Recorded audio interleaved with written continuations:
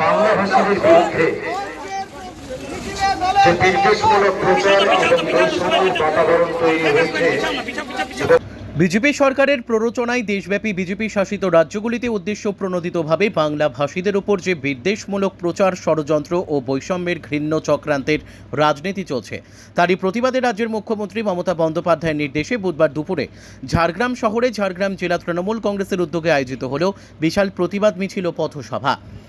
এদিন ঝাড়গ্রাম শহরের হিন্দু মিশন মাঠ থেকে মিছিল শুরু করে মিছিল শেষ হয় ঝাড়গ্রাম শহরের পাঁচ মাথা মোড়ে।